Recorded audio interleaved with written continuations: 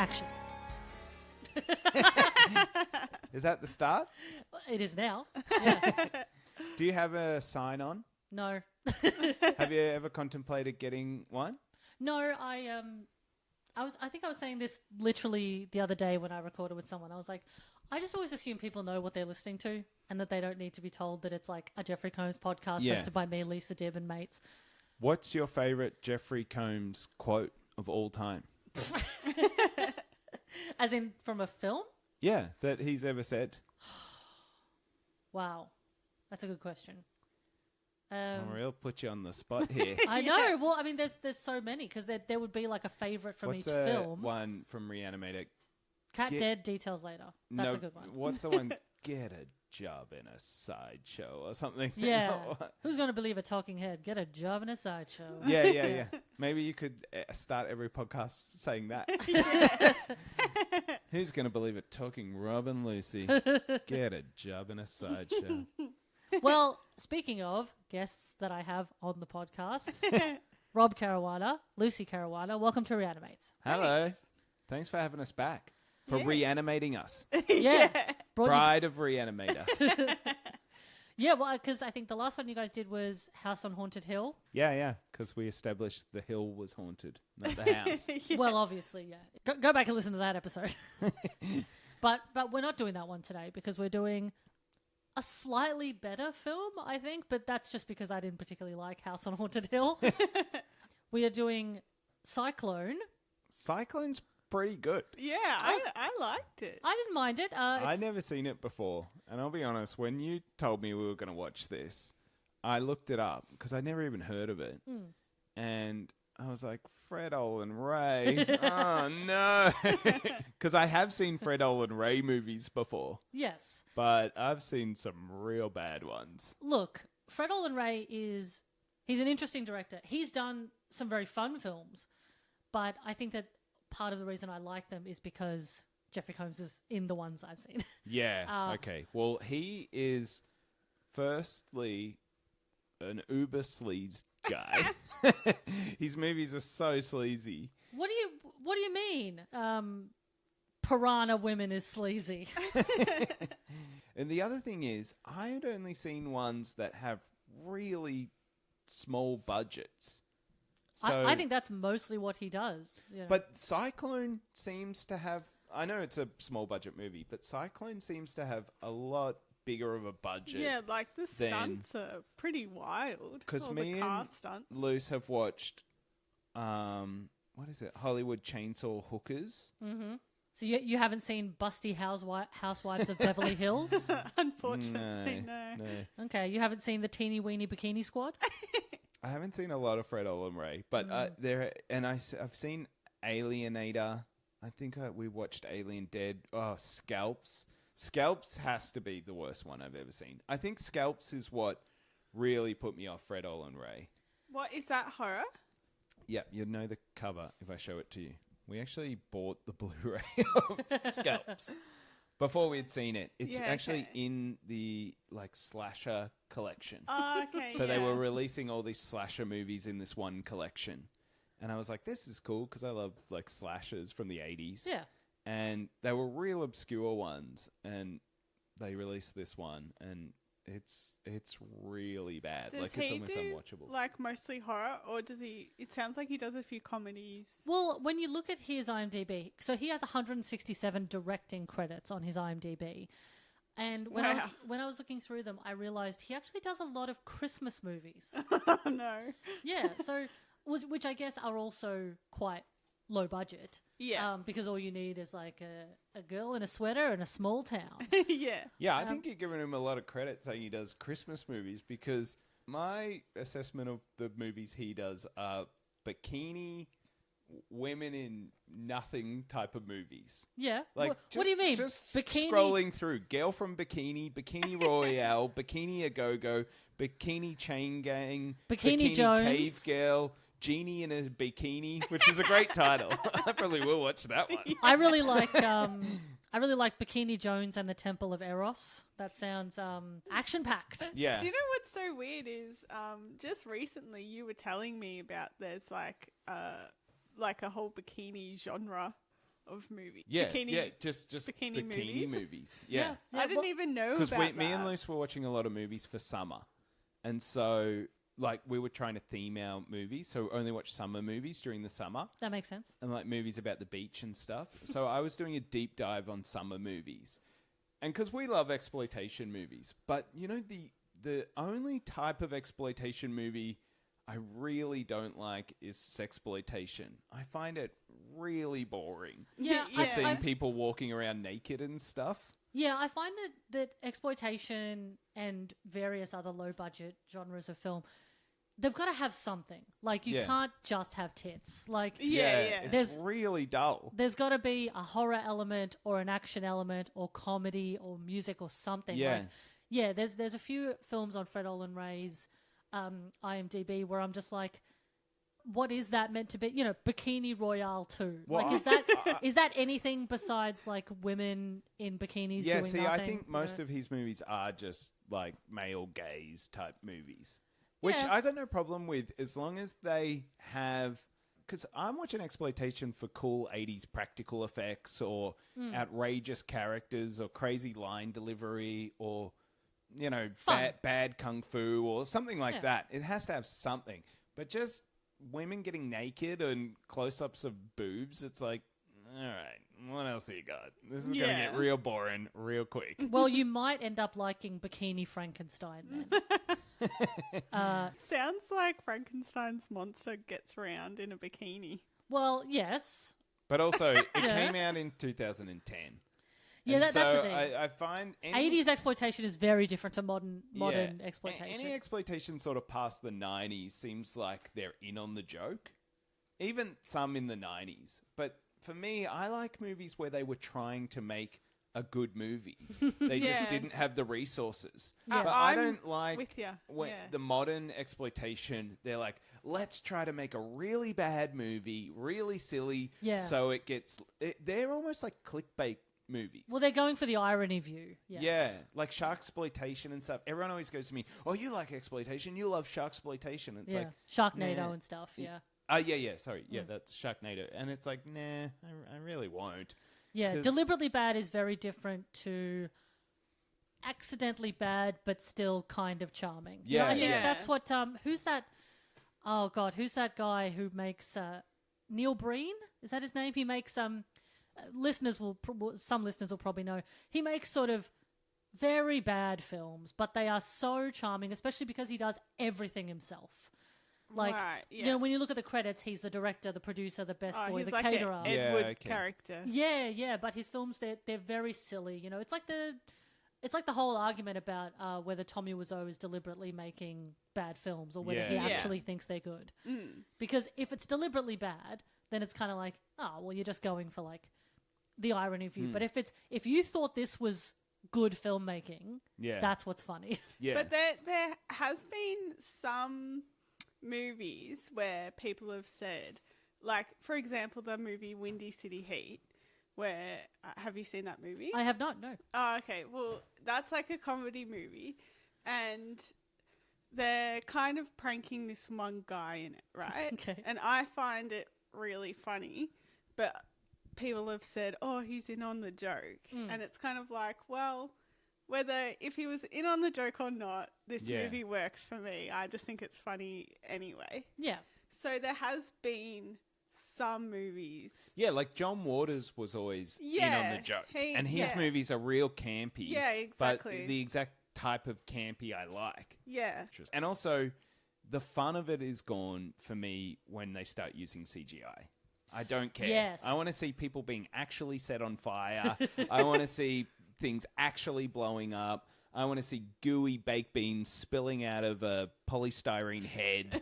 Like things like that. If they're just some guy sitting on a computer and making some CGI, I don't really care about that. I've said it before, and I will continue to say it, is that bad CGI is worse than nothing. Yeah. Like, I would rather you either didn't do the effect or you tried to do it with practical rather than do really cheap CG. Because bad CG is so ugly Yeah. and so yeah, it's so bad. unappealing. I would rather a shitty looking costume than shitty looking CG. Yeah, me too. Me too. But I'm old enough that I was around when CGI came into cinema.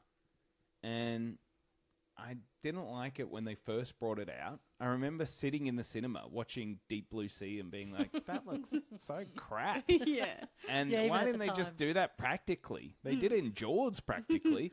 And then now I don't look back at that and go, oh, it actually is pretty cool. I look at it and go, that sucks. Yeah. yeah. They should have done it practically. But I watched Jaws that came out years before that, and I still like that.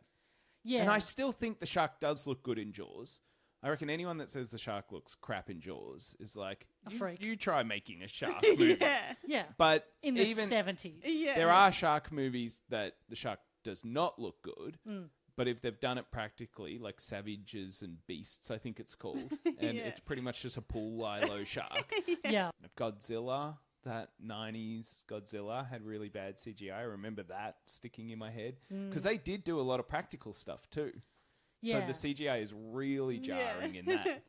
You know, But- it's funny, like, even, like, I can't remember which movie it is in the Matrix trilogy, where Neo puts the pole in the ground Yeah. and runs around. Yeah. I remember at the time as a kid thinking that looked awesome, but watching it recently, it looked like a computer game. I don't mind that too much though. Like, because they actually had money and then put in Yeah. like a lot of work Yeah, for that. yeah. I remember watching like a special feature about how they did that exact scene you're Oh, talking yeah, about. yeah.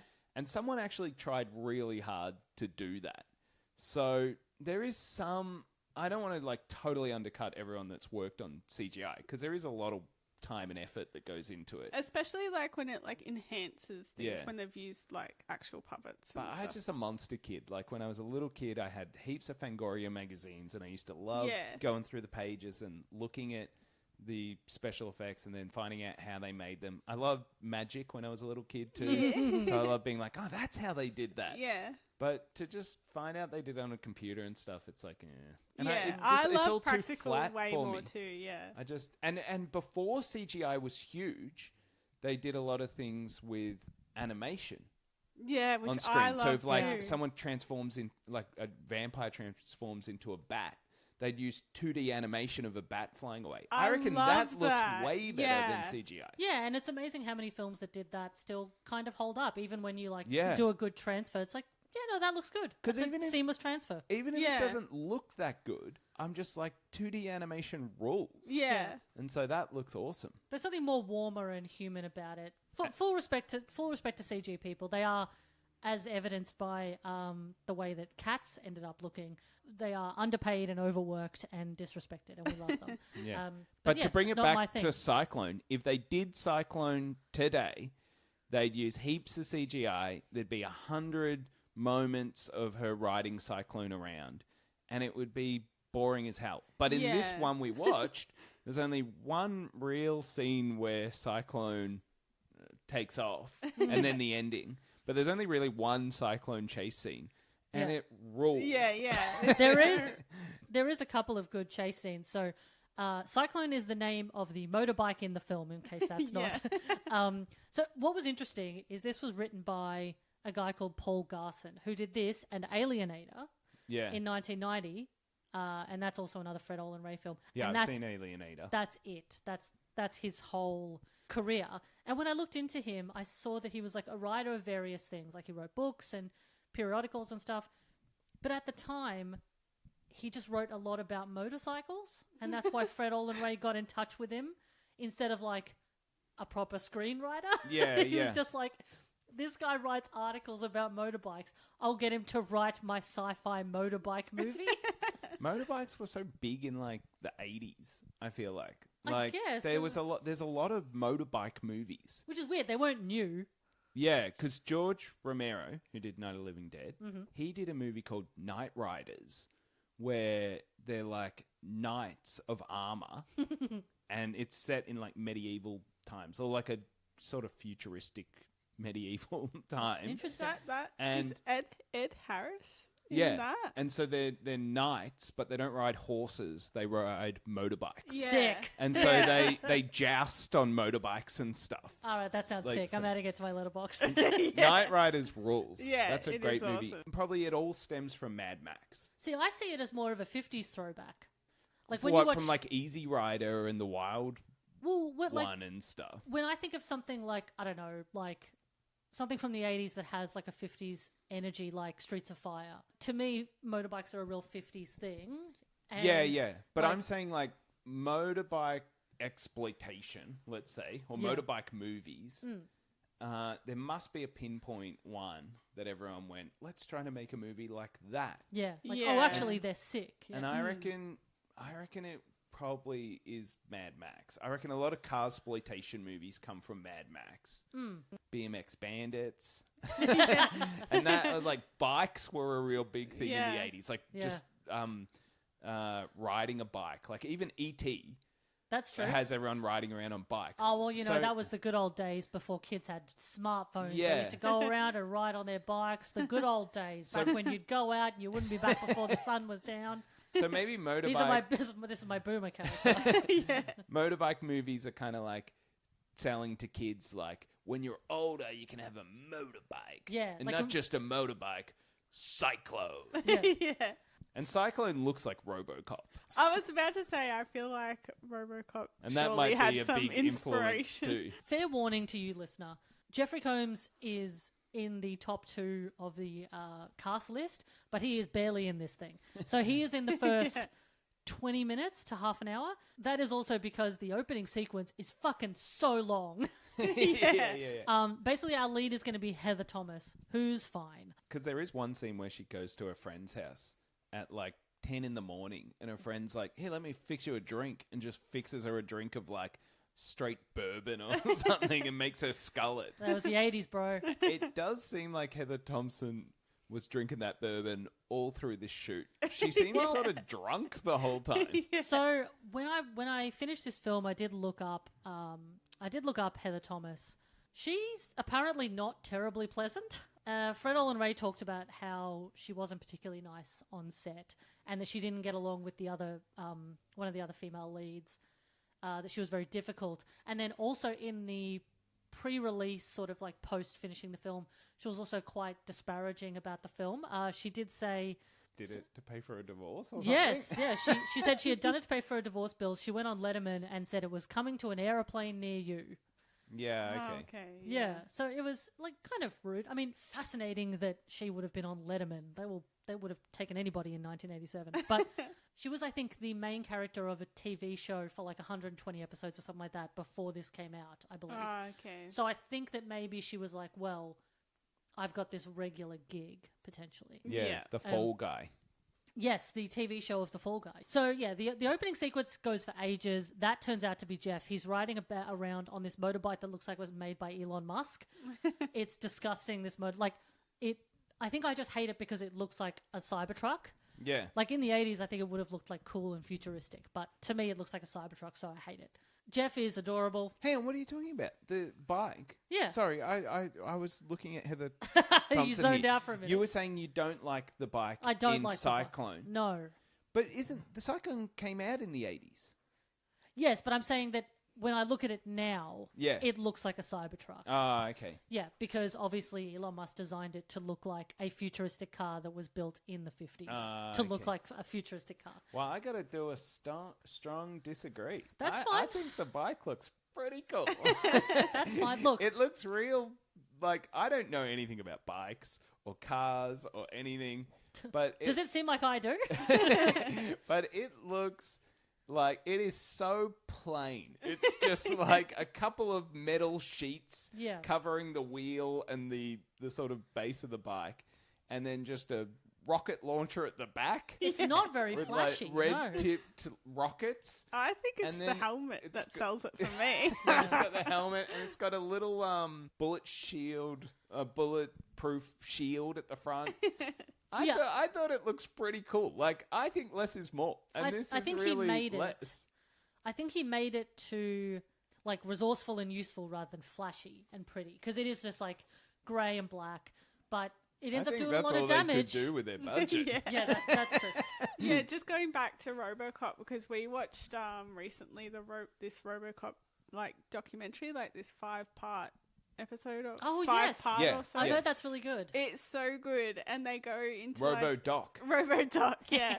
And they go into like extensive detail about how they came up with this robot costume and how they did it, and the colors that they put into it, to kind of like that metallic purple and blue. So like when he moves, it kind of flashes like different colors. Oh, like a fish. Yeah, kind of like a fish. The other one I remember, obviously, is one of mine and Lucy's favorite 80s movies. Nightmare Beach. This is like probably one of my favorite movies ever. Yeah, and so Of it's course. I it's can't like believe I didn't think of this a slasher before. movie from the 80s, and it's set over the Spring break. break weekend. Yeah. Obviously. But it's one of the very few horror movies that keep mentioning it's Easter. Yeah, So it's like really an good Easter to watch horror during movie. Easter, because they keep saying, like, remember that time we stole all our Easter bunny chocolates? And Wait. there is just a killer on a motorbike Mm-hmm. riding around killing people. And I think the reason there's so many of these 80s motorbike movies is because it's pretty easy. You just put someone in that motorbike helmet, and then you 100%, can't see their put any face stunt at all. Double in there. Oh, yeah. And so it's just any guy that or girl that can ride a motorbike real well. Yeah. And so, and everyone can go, oh, that's the star of the movie doing all that. Yeah. Well, this isn't a horror movie, but this movie's pretty awesome. Is Stone? These are some of the ones, if you want to watch some motorcycle horror movies. Mm-hmm. Werewolf on Wheels. Actually, there's a Herschel Gordon Lewis movie that me and Luce like called... I think it's She-Devil on Wheels. Yeah, She-Devil on Wheels. The Man-Eaters. They've got a great theme song. Amazing. And then like Stunt Squad, Motor Psycho. Motorcycle's a very good title. That though. is a good title. This one's a great title. Dear God, no. But yeah, so there's that a lot could of be about anything. There's a lot of motorcycle horror. I do like when people are clearly driving fast on a motorbike up to a heap of boxes, and you can see a ramp Yeah. between those And they boxes. just slam right and that through them. happens a few times in Cyclone. Yeah, I do like when a motorbike goes through like a fruit stand or a, Yeah, or a yeah. plate glass window that happens to be crossing the street. Yeah. So Heather Thomas plays Terry and Jeffrey Combs plays Rick. They're a couple. Rick is making the Cyclone as part of like a government project. So the Cyclone is meant to be this like all-purpose vehicle. Like it does everything. Like it shoots bombs. The helmet can like it's got like the helmet has like predator vision Yeah, where I it like like the has a helmet. computer in it. The helmet also has like a little gun on the side. And It really can't do anything except shoot missiles and bullets. that's more than your hey, that's more than your helmet can do, Rob. Doesn't it like the motorbike shoot fire? Yeah, Yes. like shoot fire. Yeah. But it doesn't. It's just a weapon. Yeah, yeah. It doesn't really do anything cool. It doesn't like when in Who Framed Roger Rabbit when they're driving their car towards someone else. And then yeah. the cartoon car wheels extend, so the other car drives underneath it. Yeah. Like Okay. it can't do anything cool like Yeah, that. it's Or no like That is Inspector also Gadget. that is also a cartoon car, Rob. well, in Malcolm, which is like a 70s Australian movie shot in Brunswick or something, there's a scene where they're in a getaway car and the police are chasing them, and the car splits in half. And one part of the car goes one way, and the other part of the car goes the other way. How'd they do that? It's real. And it's crazy. real. And I think it was actually motorbikes inside the car. And That's hilarious. So they and- just like cut a car in half? Yeah, yeah. yeah, and I think that car's in like a film museum in Australia now. Oh, amazing. Yeah, and so it doesn't really do anything cool like that. Cyclone can only shoot guns Yes. and flamethrowers and stuff. And Jeff Combs has been working on this for years as this government thing. And it's really sought after. And all the bad guys are like, we've got to find how to get possession of Cyclone. Is it the bike that they're after, or that little what do they call So it? the bike has a thing in it called a transformer, A which Yeah. transformer, which is the most important part of the bike. Yeah. Because that is the part that, as Rick explains, That is the part an that impressive part. it takes hydrogen from the atmosphere and converts it into something that makes a bike run. I should have written it down. It's like But pure energy. Like, yes, apparently it's like 100% clean energy, which is obviously, as we've seen in modern times, quite divisive with people that like fossil fuels. But I don't understand fundamentally the point of Cyclone. Because if the point of the bike was the Transformer, why has it got bombs Yeah. and a helmet with a computer if and it's everything? good for the environment, is that the point? Like, it's a good It's like good for the environment. I guess But- it's like showcasing what it can, the energy it can provide to But it the has bike. a But flamethrower why in does it. it need So there's weapons? surely fuel Yeah, involved exactly. and stuff. Yeah. But that's what I'm saying. Like, you could get a bike and just carry a flamethrower and a machine gun. But and now you you'd don't have pretty to. much have the same bike. Now you don't have to. Yeah. Now it's 2 in 1. Yeah. There's like a part that I liked is Terry stops at a scrap shop on the way home to get Rick a present. And there's an old bloke that runs a scrap shop. And when she leaves, there's this little moment. He's got these like nudie mags on the counter and he says, Now to get back to my reading. Gotta go to night school tonight. goes back to reading his nudie mags. Yeah. That guy is actually a guy called Hunts Hall. He's like an old Hollywood guy. He's from like the 30s and 40s. Oh, really? So this is a thing that Fred Olen Ray tends to do. He tends to get like old actors that he likes. That's why Martin Landau is in this movie. It's probably actors that he can get for a real cheap budget. Well, yes, but presumably they are also actors he likes. So one of my favorite actors is Russ Tamblyn, who pops up in this and Phantom Empire, which is one of the other Fred Olen Ray movies that Jeff has done. There is, I think, at least 3 cast members from Phantom Empire that are also in this movie. Because knowing the way they shot these movies, they probably shot them in the same week. Look, I mean, So they were like, do you want to be in this movie and then this movie and this movie? Jeff looks very similar in this film as he does in Phantom Empire. Yeah. And I mean, Phantom Empire is one of my favorites, and it came out, I think, the year after this. So, yeah, they were probably shot quite close together. But this was filmed first, and then I think this was the first Fred Olen Ray film he did, and so he became friends with Fred Olen Ray and then did other films in the future. Pretty much everyone in this movie is pretty good looking. And Jeff Combs looks pretty good in this movie. Yeah, he's adorable. But yeah. all the males in this movie act like creeps, and that includes Jeff Combs. Excuse me? I'm sorry to tell you. No. There is a scene where he is like trying to get his get her to girlfriend, say that Heather, speech. what is it? Heather Thomas? Heather Thomas, yeah. He's trying to get Heather Thomas to like recite Shakespeare or something. Einstein. Einstein, that's right. And it is real cringy. He's like, And I'll go, but only if you say it. What? No. Come on, say No! it. Just like I taught you. Come on. No. Say it. I'll even dance. You'll dance? I'll dance. Energy is not absorbed Come on. discontinuously Yeah? or continuously, Come on. I want it all. but only in Uh-huh. multiples Good. of direct Come on. and indivisible units. Oh, God, I love it when you fuck up Einstein. Okay, all right. Look, I'm going to take umbrage with this because I would say that these two have good chemistry because they are meant to be a couple that are very much in love and very horny for each other. She's into it. He's into it. I don't think that makes it creepy. well, to be fair, like 3 scenes before this, she was working out in the gym. Yes. And she seemed to be more into that. I was like, are those the sounds you normally make when you pump weights? Yes. It sounds quite orgasmic for pumping weight. No one actually has sex in this movie. No. Well, But there's no time. always those kind of like horny vibes lingering around. There's no time for sex. You've got to get the Cyclone to the people that need it. But that is the closest it gets to a sex scene when her and Jeff are Making out. like moaning and making out. And I was thinking during that scene, is Jeff into her or into Einstein? Because he's really getting off on Little from column A, Einstein's little from column B. yeah.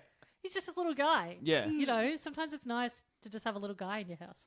I love in movies as well when someone is going to die and they have made a speech telling another character every single piece of information they need to know. Well, obviously, because you don't know when you're going to die. You could die at any moment. Yeah. And then you do. Like in Scream. Is it Scream? Yeah, Randy. 2? Yeah. Well, I Right. think because Scream is obviously just making fun of these 80s movies, and I feel like that happens in so many 80s movies. They so Rick and Terry go to this place called the Lava Club, which Rick keeps making jokes about it, like it's this insane place full of like hedonistic fucking and body piercing, and I think they keep calling it a punk club too. Yeah. He Right. keeps making it sound like it's the most depraved goth place in the world, and you go there and it just looks like. The school dance. It looks like, you know what it looks like? It looks like your very average warehouse kind of DIY house party or like warehouse party. I Yeah. did like the club logo though. I thought the word lava looked cool as a club. Just on a side note, I didn't notice that, but I did well, notice. Go look at it. I did notice the band, who are called. How could you not? They are called Haunted Garage. Oh, brother. They're a real band, though. Like, Are they really? Yes. Oh, my Yeah. God. When I looked at their Wikipedia, they kept on reforming and disbanding. What are they separately. called? Haunted Garage? Yes. I think they need to have a garage sale. Wow. They suck. Wow, Caddy. He's Caddy today. I'm sorry to say. I was not a No, fan of they Haunted were Garage. No, neither Terrible. was There's I. no aesthetic Neither was I. vibe going for them. The lead singer keeps saying, what word does he keep saying? He's like, maniac. Yeah. Maniac or something, and pointing at his temple. And then That's punk, baby. actually they're all wearing capes, maybe. They were bad. Look, I mean, you know, punk was in a weird spot in '87. I don't think it was in that spot. No, I don't it's not really clear what their exact genre is. But you know what? Yeah. I'm sure they were fine for the types of people that like that sort of music. The theme song at the end, Yes. and it plays at some point during a montage, is like the most 80s song of all time. Lost inside a nightmare. Can't trust the soul you find inside there. There's some very 80s songs Why in not this. get that band? Terry and Rick have this little dance and it's quite cute. I'll post a video of it. Jeff's having a little dance. It's great. But the scene is interrupted by Rick being stabbed in the fucking head. Yeah, With that like an was ice chisel. crazy in Yeah. the back of the head. It's An really ice pick? Is it an ice pick? Yeah, Chisel? it's quite jarring. I thought it was quite quick, like because I was thinking, like obviously they're killing this man in front of the woman that he loves and loves him. I thought maybe they would kill him in such a way that he would have like last words or something. Well, he did. Didn't he say as he was dying, E equals MC square? No, and I feel like the skull is quite hard and thick. I don't think you can just jam an ice pick in someone's head they did it without. In the back of the neck. Yeah, I actually like- bought that. There is Yeah. like a part at the back of your head that's Yeah, quite but soft, right? I mean, if someone's dancing around and you don't even have any purchase on them, like you're just walking past Oh, and yeah. casually sticking the, it feels like you would need to at least hold them down or something. But doesn't something else happen to him? He gets stabbed with the ice pick, and then something else happen too? Do they shoot him and then or They- stab him or in the front? No. So the assassins are a male and female team. Yeah. The male ice picks him in the head, and the female tries to shoot Terry. Oh, okay, Yes. right, yeah. So that they'll both be. Because there is cool cars flipping and cars like bursting out of flames and Yes. stuff, and there's cool flames and stuff, but there's no cool deaths in this movie. This No. movie is like more an action movie than a horror movie. Yeah. It's definitely more of a. I guess. I mean, it's called a sci-fi, which I guess is like, well, it's not. It's just about a cool motorbike. It's not really Yeah. science fiction-y. I did like the scene where the baddie girl is dead on the ground. You know, she's lying half in the car, half on the road, and then blood's like squirting out of her head. That looked pretty cool. Just someone like squeezing Ketchup. or just like a sponge in his hand. Yeah. Full of like strawberry jams, But pressing it on her head or I something. think they like maybe put some beans or something on the road to look like her brains. And I don't That was believe alright. she fell out of the car that way. Yeah. But I liked the baddies guy reaction to seeing her dead. Yeah, like yeah, this yeah. real delayed. No. There's a lot of like subterfuge in this movie. Like there's a lot of people who like work for the government and they're going to help Terry because they need to get the cyclone, but then it turns out they're bad guys, and so you don't really know who to trust. So it's better to not trust anybody because everybody turns out to be involved in some sort of scam. How's her friend's reaction when she goes to console with her friend, and she tells her friend like, "Oh yeah, Rick got stabbed in the head with an ice pick last night at the club, and then they tried to shoot me," and she's like, like the most monotone reaction to. Because surely she knows Rick too. Presumably. Rick is dead. Yeah. So no reaction to that. But this is her reaction. What I don't get is, why would they try to kill you? Just that's her reaction. Yeah. To like, like that would be like if Lucy told you, I was stabbed in the head last night with an ice pick. And then someone shot a gun at her and you were like, really? Oh, so Rob's dead. But what I don't get is, why would they try to kill you, Lucy? Yeah, these are the important questions I need to know in the wake of my friend's death. But then it actually kind of makes sense because 3 minutes later, she's the bad guy. Yeah. Yes. We do see Jeff come up again, though, when Terry goes into Rick's lab and her handprint on the helmet somehow activates the computer to come on, and a pre-recorded video of Rick comes up, basically explaining everything that she needs to know about the Transformer and the Cyclone. And anything. And everything, yes. Yeah. She does, yeah. So he does tell her to try to get the Cyclone to a guy called Bob Jenkins, who is the only person in the agency that he can trust. Look, the Bob Jenkins thing doesn't really work out for anybody. I'm not really sure why they bothered with it. Bob Jenkins is the character that we see when she meets up with him, who is immediately shot in the heart and then crossbowed in the back by the assassins. He's really useless. Even before he gets shot, he's like, I can't keep that motorbike in my house or something. Like, he's like of no use. It was in this scene that I realised that the female assassin is Dawn Wildsmith, who played Eddie in The Phantom Empire, and I really liked her performance in that. So it was nice to see her. There's a lot of familiar faces in this. If you've seen Phantom Empire, obviously. It really gets convoluted and hard to keep up. It's like, hang on, who is that? A cop or is that a bad guy or is that both? Oh, it's both. And then there's people talking in walkie-talkies. Yeah, because there's also like there's a couple of government agents who tell Terry that they're on her side, and then one of them turns out not to be. There's also a couple of dudes who are meant to be like staking out her house to make sure she's okay. Yeah. And they're the stupidest men you've ever met. Yeah. They're absolute fucking idiots. They're just sleeping, and then eating sandwiches. Like, a head honcho guy shows up and tries to like be like, "You numbskulls sleeping on the job." That's Russ Tamblyn.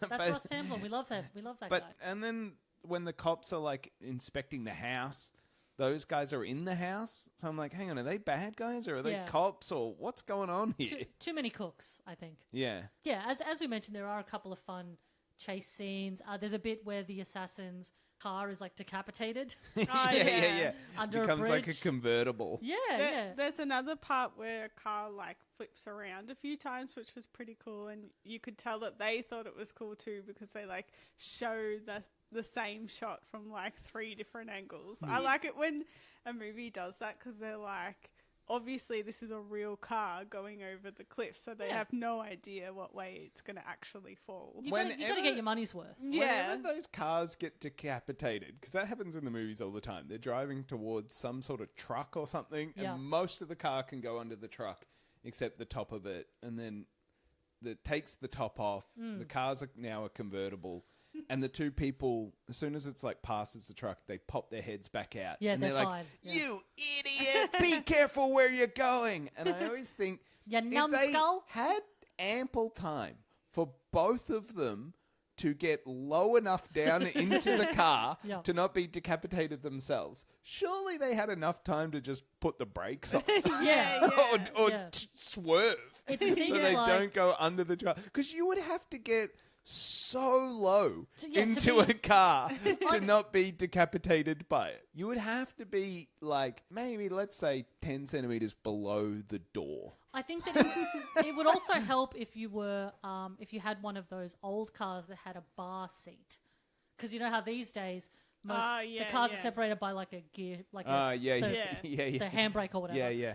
Whereas if you've got a long bar seat, you can just slide sideways and Yeah. lay Yeah. down on the seat. But there's two of them in the front. Yeah, they would So just they have to overlap. sort of heads and tail. They would nuzzle up together and then pop back up. Yeah.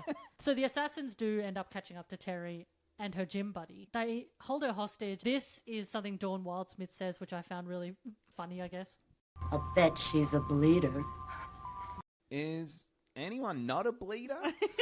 I was saying to Luce, like, yep, she's probably got blood, all right. Yeah. Most Yeah. people do bleed quite excessively when you cut their throat open. And then the guy even is so supportive of his crime friend that he goes, yeah, I think she might be a bleeder. Yeah. Instead of like, what the hell does that mean? He's like, Have they got it like confused with like I bet she's a squealer or something like that? You know, like when people scream Yeah. when they're hurt or Yeah, something. yeah, like yeah. I've heard that before in a movie. if I was her, I'd be like, you know, you're probably a bleeder too.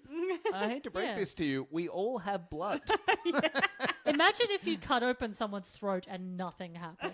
Yeah. Like it was just like firm. Well, that's what I was hoping, that later on one of them would die or get shot or something and blood would come out and they'd be like, blood? Oh no! I'm a bleeder! No.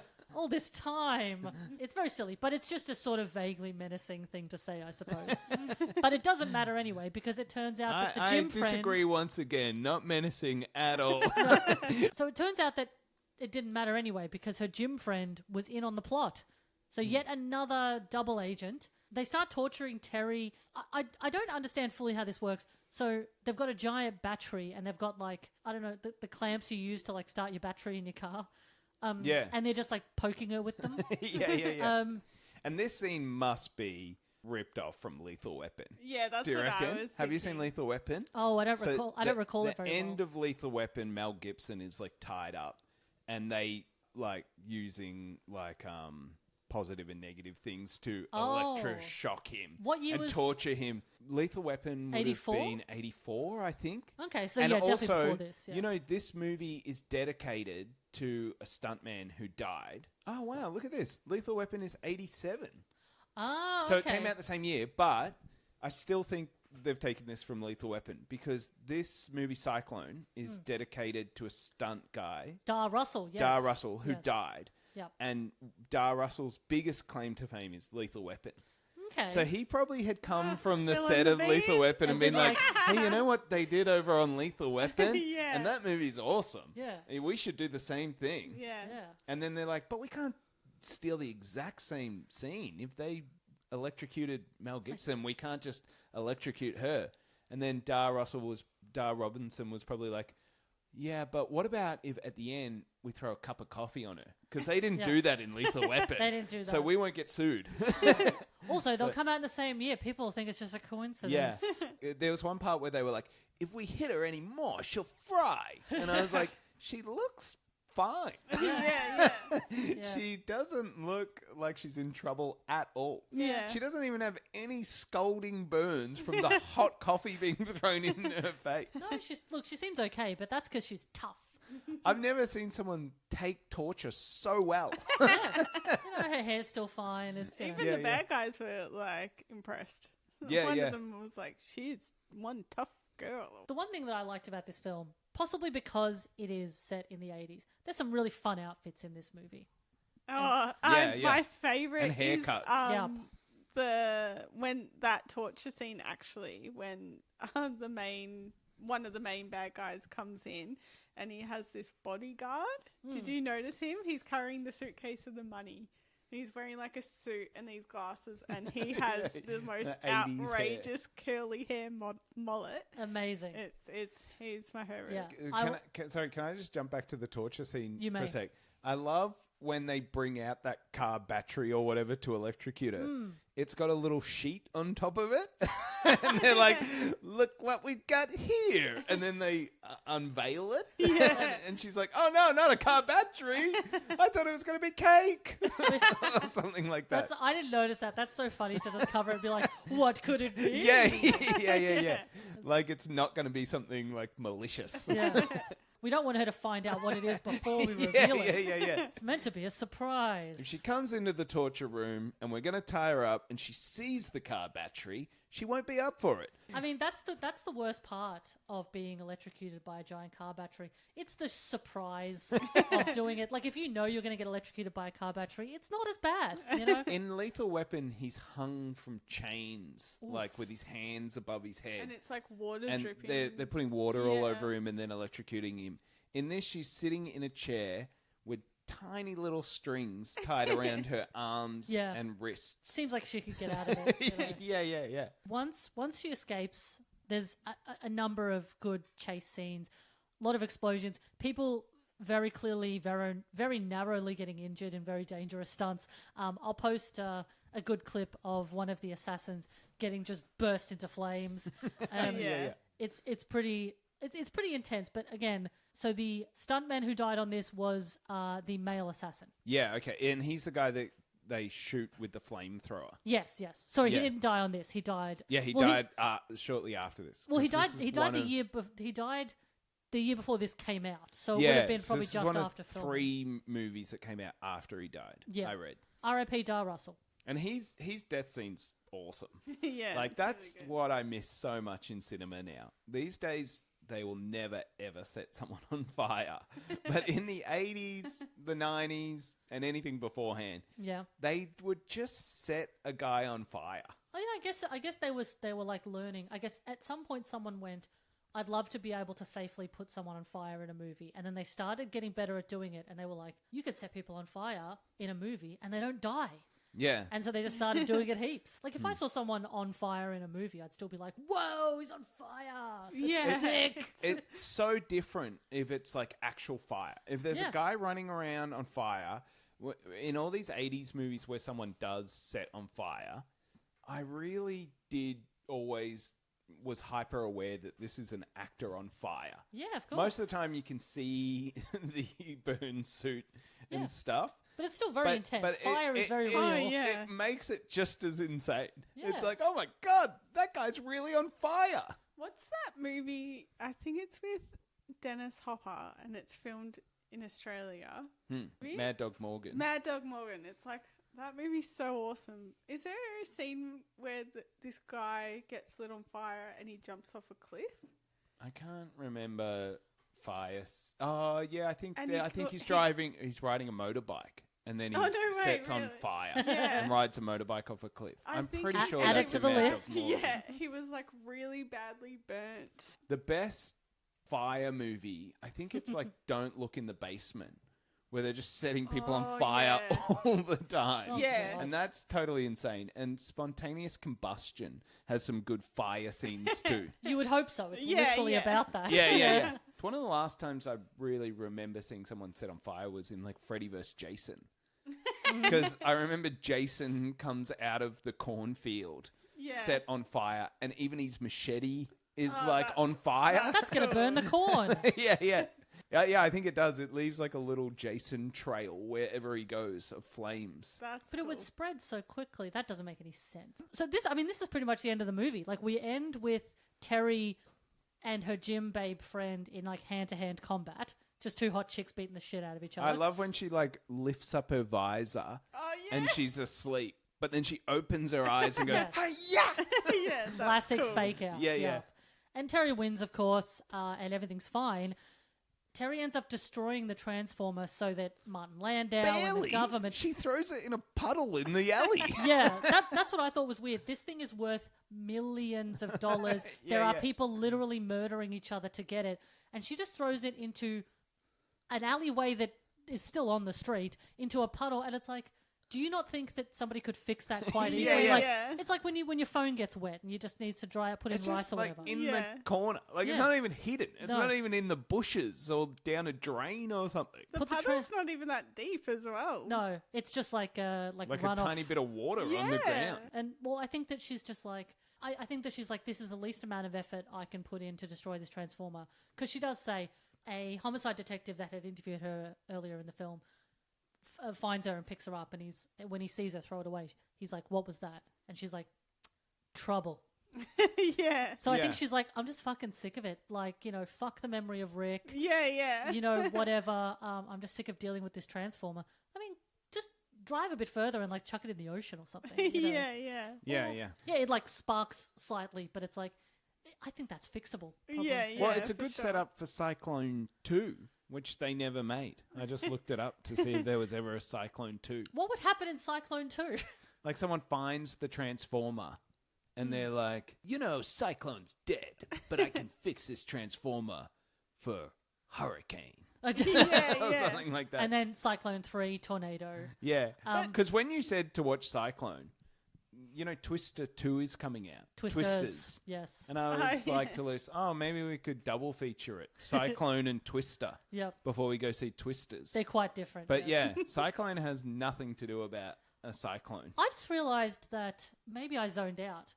What happens to the bike? That's exactly what I was about to say. At the end I of- think I just the bike's fine. Yeah, I like just she just realised, gets like- off it and then walks away. Yeah, I just realised, like, obviously the transformer is the part that a lot of people want. Because she leaves with... She walks away from the fight, and then when she's talking to the cops, and then she gets picked up by the homicide detective. So the bike isn't anywhere. We don't see the bike in the end of the movie. Nah. It just Yeah. must have gotten... And I want that bike because it shoots like Ghostbuster type rays. It shoots like proton pack rays. Yeah. I Well, that's the really thing. want that. Electricity in the 80s was often various colours, There's so many 80s movies where the start shot of the scene is just a shot of a girl's breasts, right? Yes. And I was saying to Luce, think about the behind the scenes of this. Mm-hmm. That girl has to sit on that exercise equipment, and it takes a long time to set a camera up and Yeah. to focus it and stuff. It's so funny how often that happened, and no one was like, this is kind of weird. Can we just start with the camera on my face? No, because I think that, when you're making films where you want to emphasize tits, that is something that people are going to want to see, especially in the 80s when we didn't have like internet pornography. That's why there's no erotic thrillers anymore. This is one thing I never understood about these type of 80s movies, right? They want to show a lot of nudity because they think they're like, fan base will come in, guys will want to go see it, guys will take their dates to see it at drive-ins and things like that. Yeah. And maybe even the directors and stuff are just sleazy. I want to see naked women as well. No. But this is what I never understood, right?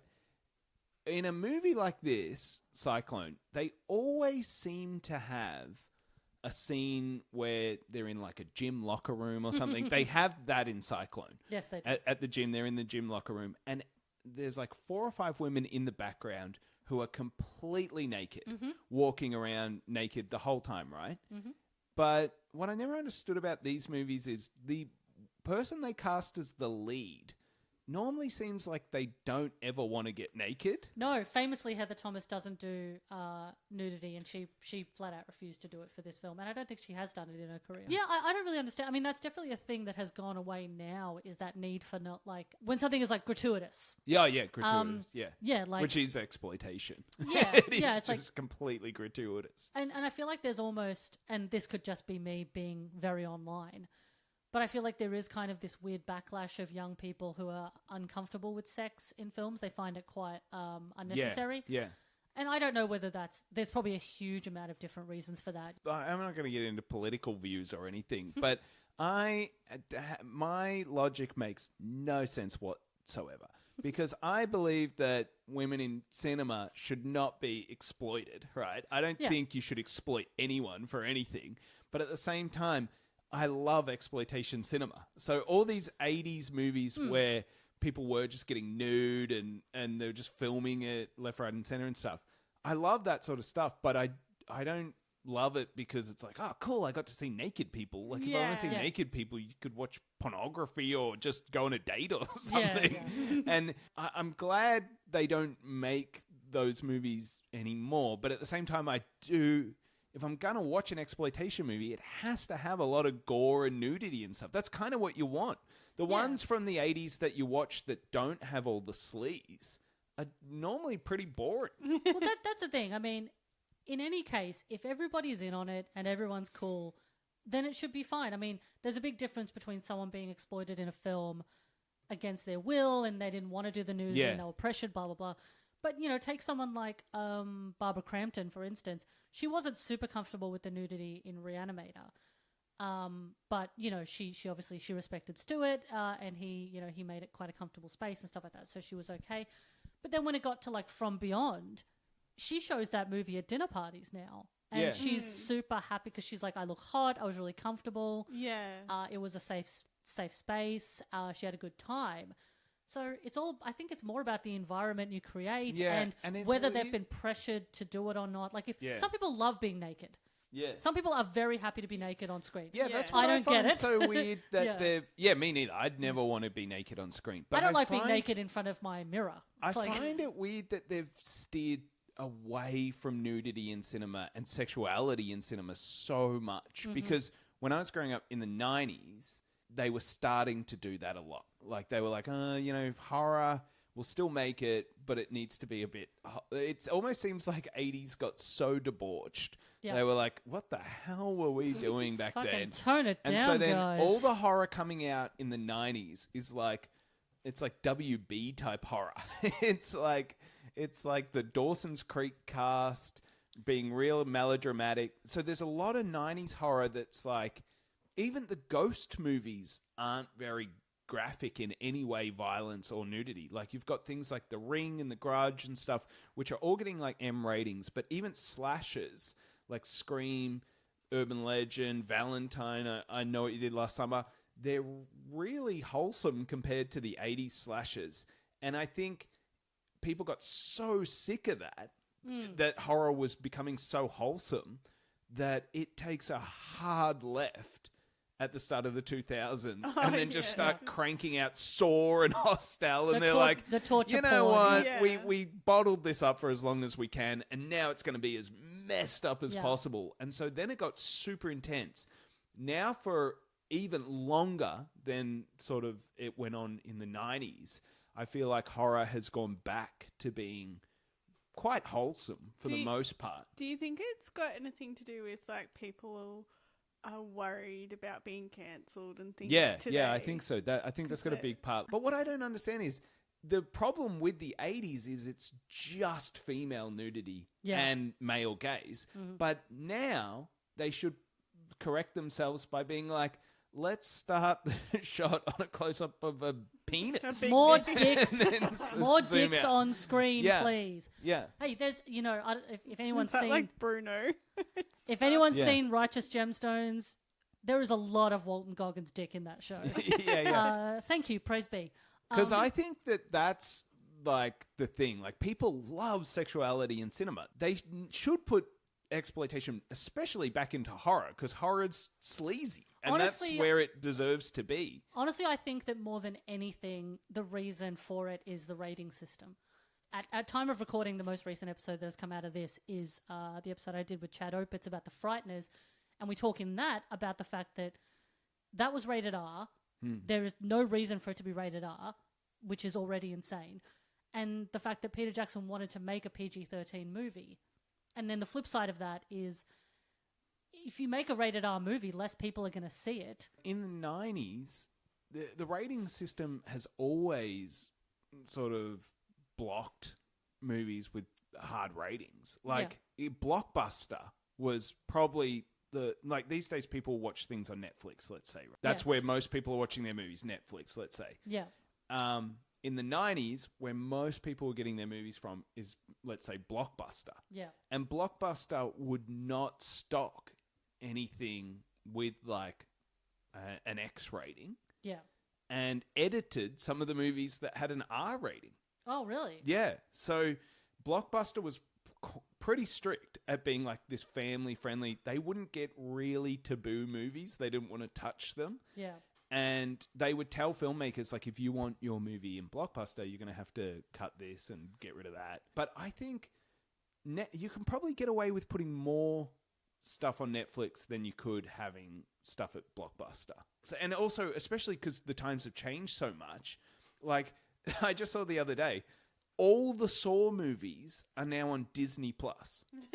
So Yeah, if you that's have true. Disney Plus and your parents haven't put in a blocker thing, you can watch all 10 Saw movies back to back Yeah. and have a great time with those. As a kid, I wanted to watch Nightmare on Elm Street, which is nowhere near as graphic as Saw. And that was almost impossible to find. Well, yeah, because you had to like go to a video store, and some places were more stringent than others when it comes to like showing ID if you were trying to get like an R-rated movie Yeah. or something. And in my area, I had a Blockbuster and a mum and pop video store. Yeah. And the mum and pop video store would get the like real The good sleazy stuff. horror. Yeah. The stuff that I was wanting. I still remember when I was young, probably like preteen, I still remember not seeing very many horror movies because the video shop that we used to go to, Movie Land, the horror section was directly adjacent or across from the porn. Yeah. Yeah. And so I didn't want to- hidden away. I didn't want to go in the aisle because I didn't want people to think I was looking at porn, so I never Yeah. looked at the horror stuff. I would just walk through really quickly, but I would never stop because I didn't want people to think I was in the porn Yeah, section. yeah. Very bold, though, to just put the porn... Because normally you'd It was think porn in behind a a video curtain. shop would be in a separate room. Yeah, yeah. You know- Sometimes, behind a little curtain or something. Yeah, this was just in one of the aisles. It would go like romantic comedy, thrillers, drama, documentary, horror, porn. Because horror has always been sort of swept under the rug. Like back in the 70s, before video stores, if you wanted to see horror cinema, you would have to go to a sleazy exploitation cinema to watch it. And that's really where it was. They're not showing Cannibal Holocaust or I Spit on Your Grave at the multiplex down the road. No. And so, but nowadays, they probably would. Yeah. And at so the that's Astor. where I think the rating system these days is more chill than it's probably ever been. I almost feel like it's the studios that are the ones that worry. Yeah. They're like, Yeah. we better not have Yeah, a lot of yeah. naked women in this because we'll Yeah. get cancelled. Yeah. But the audience is like, that's what we want. yeah. Yeah. And like, Oh, well, studios never do that. Studios never make decisions based on absolutely Yeah. nothing. Come on. but the one thing that always makes me laugh and has always made me laugh, because this is one thing that's consistent to today and was quite consistent through the 80s, is them being like, the violence is not a problem. I don't care if you got two people locked in a room and they're cutting off each other's body parts. That's okay. But if people are going to get naked now, if we're going to see two men kiss, if we're going to see a penis, no way. No way. Yeah. It is strange. So that's Cyclone. Yeah. Yeah, I don't know how he got on that so much. But I guess what I was saying is I wish they would make more movies like Cyclone. It's got it's like explosions and just fast cars and Jeff Combs. Those are the things you need in a film, Yeah. in my opinion. Yeah, it's a good bit of fun. Probably a solid, I would say, look, if you could do quarter stars on Letterboxd, which I would love, I would give it a 2 3/4 stars out of 5. These days, is Reanimator the one that is sort of your top tier? Jeff Combs? Like my favorite Jeff Combs? Yeah. Oh my God. Because you've called the podcast Reanimates, and that's a Yeah. great pun. But is it simply the pun, or is that sort of the one that sticks in your head when you think Jeff Combs? I mean, he's starring. If you Yeah. say to me, who's Jeff Combs? I probably would say, the guy from Reanimator. Yeah, look, I mean, it was partly above the pun, about the pun. It is also because it's his most like famous role in terms of like the one he's known for. Yeah. And you've probably seen it a lot now. So it'd be like you saying to me, is Psycho your favorite Hitchcock movie? And Yeah. I'd be like, look, it's great. Hmm. But right now I probably wouldn't want to watch Psycho because I've seen it a million times. Yeah, and I Probably think watch a lesser known Hitchcock thing like Stage Fright or something because I've only seen that a couple of times. And that's awesome. But, put them together, you'd have to say Psycho's the better movie. Yeah, and I think, but that's the thing, quote unquote, better doesn't mean anything to me because Yeah, I mean, exactly. looking at Phantom Empire or something, like Phantom Empire is like But just not technically like a well-made film in terms Yeah. of like, you know, the standards with which we measure people, but you know, it's more enjoyable than, I don't know, some of his like early 2000 stuff, which isn't very good. Like, But Reanimator is one where everything just seems to fall into place. Oh yeah, Because he's the lead. Like Frighteners, everything fell into place, but he's got a smaller role in it. yeah, But Reanimator, he's the lead. The music is incredible. The special effects are amazing. yeah. The cast is amazing. The script's amazing. It's like, it just hit everything. Whereas Cyclone, great movie. Had a great time with it. But you could pick apart the things they could improve. Well, yeah. Look, there's always room for improvement. A lot of these Cyclone films. could be better. Reanimator probably couldn't. You think- wouldn't ever try to fix Reanimator. No. It's done. It's kind of like, but that's the thing. It's like, do I love Reanimator because I have this affection for it, and therefore I don't look at it the same way? Because I'm looking at Cyclone quite objectively and quite constructively, and with a critique. Whereas I think I've got like the rose-colored glasses with Reanimator because I love it so much. Like, that's the thing. I don't think so. There's a reason hundreds and thousands of people have Reanimator tattooed on their body. That's true. And 3 people might have Cyclone tattooed on their body.